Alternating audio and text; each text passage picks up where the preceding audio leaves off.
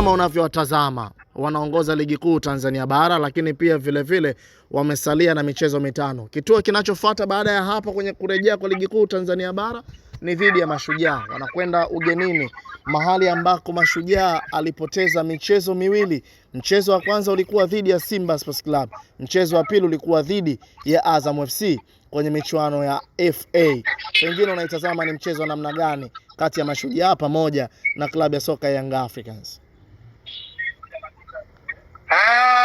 Of course utakuwa mchezo mgumu kwa sababu kwanza nafasi ambayo Dar es Salaam Africans yupo, lakini pia nafasi ambayo Mashujaa yupo, plus kocha ambaye anaifundisha Mashujaa kwa hivi sasa, Jamhuri Kiwelo Talentin Julio. Ndio.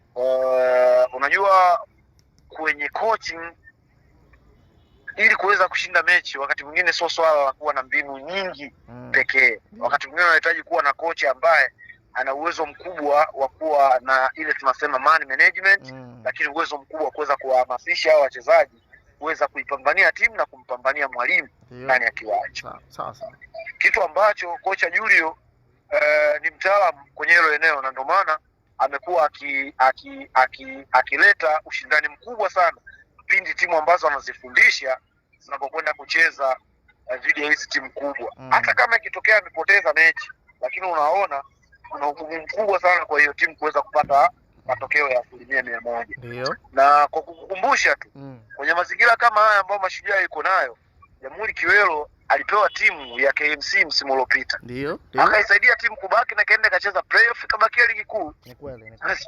Sio, umeelewa? Nakumbuka. Lakini huwezi kudharau ukubwa, ubora na nafasi ambayo Dar es Salaam Africans yuko nayo.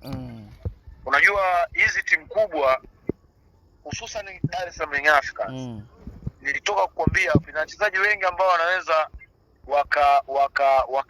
usitumie maneno mengi kuwaelekeza wao kuweza kuishi kwenye mazingira magumu kama ya sasa hivi. Ndio. Hizi mechi tano zilizobakia, ili kuweza kuzishinda unatakiwa uwe na wachezaji ambao wana mentality ya kushinda kikombe, uwe na wachezaji ambao wana mentality ya kushinda mechi, uwe na mentality ya wachezaji ambao wana sifa ya uongozi kwenye kila eneo.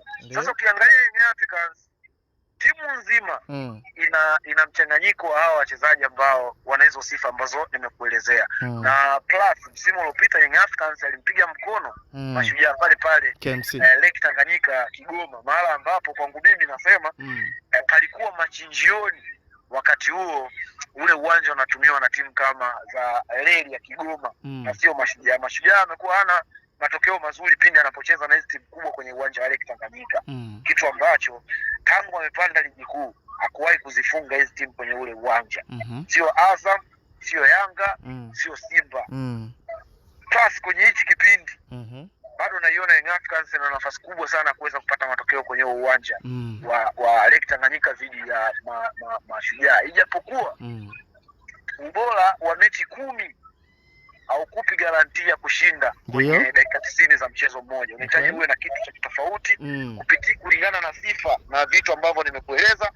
Kama Young Africans wakienda hivi, wana asilimia kubwa ya kuweza kupata matokeo. Binafsi naweza nikasema 70% ya Young Africans kuweza kupata alama 3 kwenye mchezo ni kubwa zaidi, na 30% chochote kinaweza katokea kwa upande wa Mashujaa kwa sababu ya aina ya kocha ambaye yuko nao, wako naye kwa hivi sasa. Bwana, nielekee kumaliza na hili hapa bwana. Ziko tetesi zinahusishwa na Adolf Mtasingwa kujiunga na klabu ya soka Young Africans, pamoja na Yaya Zaidi naye pia anahusishwa kujiunga na klabu ya soka ya Young Africans, bila kumsahau Idi Selemani Nado. Unadhani nafasi ya wazawa hawa ndani ya kikosi cha Young Africans kuna jambo linaweza kwenda kutendeka pengine kuelekea kwa msimu ujao, kama Young Africans watafanikiwa kunasa kandarasi za wachezaji hawa waliokuwepo kunako klabu ya soka ya Azam Football Club? Zinasemekana taarifa ziko ofa ambazo zimetumwa za wachezaji 4, nikimuongeza na James Akaminko, naye pia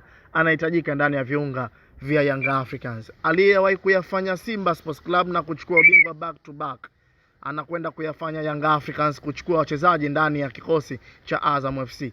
Azam inaonekana ni kama malisho sahihi hivi kwenye ligi kuu Tanzania bara. Kaiba bwana. Unajua nikwambie kitu Deli.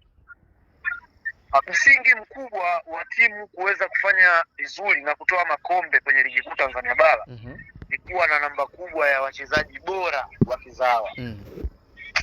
Si umenielewa? Nakuelewa vizuri. Kuwa na wachezaji bora, kuwa na namba kubwa ya wachezaji bora wa kizawa. Nitakukumbusha Simba ambayo iliweza kudominate na kutoa mataji back to back mara 4 mfululizo ya ligi kuu Tanzania bara. Walikuwa na msingi mkubwa wa wachezaji wengi wa kizawa ambao daraja lao lilikuwa kubwa. Hapo namzungumzia Erasto Nyoni. Erasto Nyoni, Shomari Kapombe, pamoja Gerald Mkude, Mohamed Hussein Shabalala, John Rafael Boko, top of class. Hassan Dirunga, akaja pia akaongezeka Mzamiru Yasini. Ndio. Wote hao wachezaji nilokutajia ni top player kwenye ligi kuu Tanzania bara kwa wakati ule. Top na wengine mpaka hivi sasa ni A player, ni A class player, ni wachezaji wa daraja la kwanza kwenye nchi yetu kwa wakati ule na mpaka hivi sasa kwa baadhi yao. Ndio. Simba waliweza kudominate wakatoa hayo mataji. Na hao wachezaji nilokutajia wote hao walikuwa ni national team makili. Dar es Salaam Young Africans wametawala ligi ya Tanzania ama mpira wa Tanzania na Afrika Mashariki. Msingi wake mkubwa ni wachezaji wa kizawa ambao ni daraja A kwa hivi sasa. Bakari Nondo Mamnyeto, ndio. Dickson Jobu, Ibrahim Baka, Salum Abubakar Lishua Boy, Ibrahim Baka, Israel Patrick Mwenda, Mohamed Hussein Shabalala, Kibwana Shomari, Mohamed Hussein Shabalala, Shabalala, unazungumza Mudafiri haya, ukienda kina Clemens Mzize, hao wote hao nilokutajia ni wachezaji wa daraja A kwenye mpira wa Tanzania. Sasa unazungumza mtu kama Salum Abubakar Lishua Boy anaendelea ukingoni mwa mpira wake, si ndio? Umri wa miaka takriban 37 kwa hivi sasa.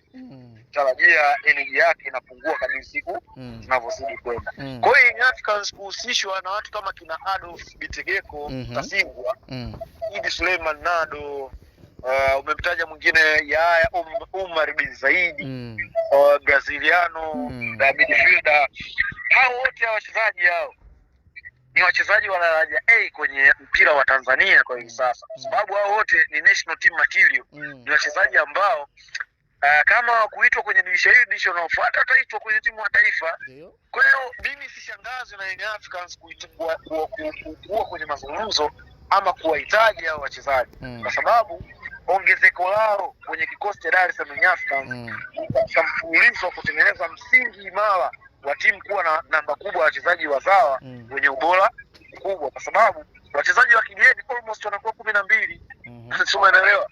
Kitu ambacho ukiwaanzisha wote kwenye timu, kwenye benchi unakuwa na wachezaji gani ambao wanaweza wakakupa ubora walau kama ule ambao mchezaji alianza, au la tofauti yake ikawa ndogo tu baina ya yeye aliyokaa nje na yule ambaye ameanza. Kwa hiyo mimi sioni kama ni kitu cha kushangaza. Bwana, nikushukuru sana na nikutakie kila laheri ndugu yangu. Asante sana kwa ushirikiano wako ambao umetuonesha ndani ya studio zetu bwana.